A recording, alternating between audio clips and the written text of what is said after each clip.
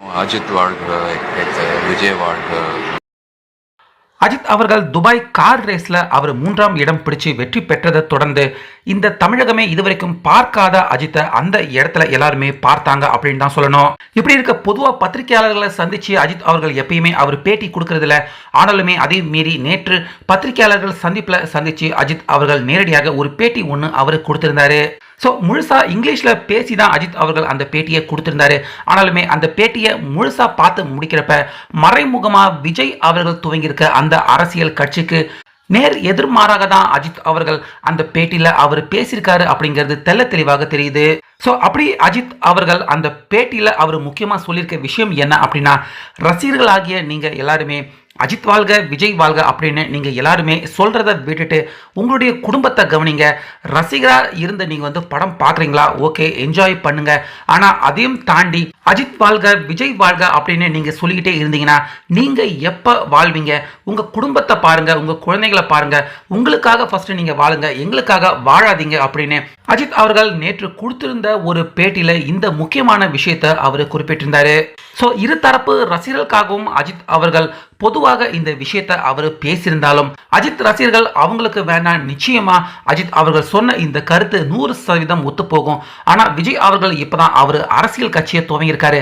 அதனால விஜய் அவர்களை பொறுத்த வரைக்கும் அவருக்கு விஜய் வாழ்க, தமிழக வெற்றி கழகம் வாழ்க அப்படின்னு ரசிகர்கள் கோஷமிடுறது, விஜய்க்காக ரசிகர்கள் கூடுறது, இதுல தான் விஜய் அவர்கள் அடுத்தபடியா அவரை எடுத்து வைக்கிற அந்த அரசியல்ல விஜய் அவர்கள் வெற்றி அடைய முடியும். ஆனா அதுக்கு நேர்மாறாக இருக்கு அஜித் அவர்கள் தற்போது ரசிகர்களுக்கு அவர் அட்வைஸ் பண்ணியிருக்கிறது. ஸோ அஜித் அவர்கள் இந்த மாதிரி சொல்லியிருக்கிறது தற்போது கண்டிப்பாக விஜய் அவர்களே நிச்சயமா மிகப்பெரிய அளவில் கோபம் அடைய வச்சிருக்கோம். ஏன்னா விஜய் அவர்கள் அரசியல் துவங்கியிருக்காரு, அஜித் அவர்கள் நமக்கு ஏதாவது ஒரு வகையில் சப்போர்ட் பண்ண மாட்டாரா அப்படின்னு தான் மறைமுகமாக விஜய் அவர்களும் தொடர்ந்து எதிர்பார்த்துக்கிட்டு இருக்காரு. அதனால தான் அஜித் அவர்கள் ஜெயிச்சதுக்கு விஜய் அவர்களும் நேரடியாக வாழ்த்தும் தெரிவிச்சிருந்தாரு. ஆனால் இப்போ அஜித் அவர்கள் மறைமுகமாக விஜய் கட்சிக்கு எதிராக, அதாவது அஜித் ரசிகராக இருக்கட்டும் விஜய் ரசிகர்களாக இருக்கட்டும், எல்லாருமே உங்கள் குடும்பத்துக்காக வாழுங்க, அஜித் வாழ்க விஜய் வாழ்க அப்படின்னு கோஷம் போட்டுக்கிட்டு உங்களுடைய வாழ்க்கையை விட்டுறாதீங்க அப்படின்னு அஜித் அவர்கள் சொல்லியிருக்கிறது கண்டிப்பாக விஜய்க்கும் அதே போல் விஜய் ரசிகர்கள் சில பேருக்கு நிச்சயமா இது ஒரு கோபம் அடையக்கூடிய ஒரு விஷயமாக தான் பார்க்கப்படுது. அதே போல் விஜய் ரசிகர்கள் பல பேர் அஜித் சினிமாவையும் தாண்டி அவருடைய பேஷனான கார் ரேஸில் வெற்றி பெற்றிருக்காரு. அதே போல் விஜய் சினிமாவையும் தாண்டி அவருடைய பேஷனான அரசியல் கட்சியை துவங்கியிருக்காரு. இதை எதிர்க்கும் விதமாக அஜித் அவர்கள் ஏன் இந்த மாதிரி பேசணும் அப்படின்னும் விஜய் ரசிகர்கள் சில பேர் அஜித் அவர் சொன்ன இந்த கருத்துக்கு எதிர்மறையான கருத்துக்களை சொல்லிக்கிட்டு வராங்க. ஸோ இந்த விஷயத்தை நீங்கள் எப்படி பார்க்குறீங்க அப்படிங்கிறத கமெண்ட்ல சொல்லுங்க. Focus on your life. I tell my fans, I mean, yeah, okay, watch films, everything is fine. But Ajit வாழ்க, Vijay வாழ்க,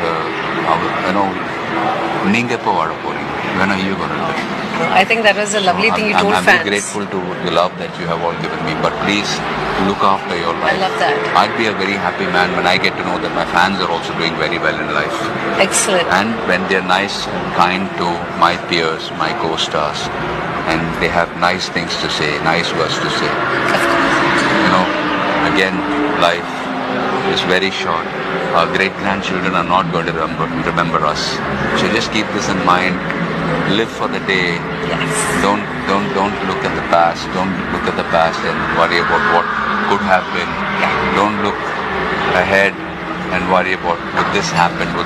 Live for this moment. Live for now, because one day we will all die. One day we will all die, and that's the truth. Yeah, that's the sad reality, but you're living it so fully. Let's all work hard, play hard, and be happy. Stay healthy, not just physically, mentally. Mentally. Love you all.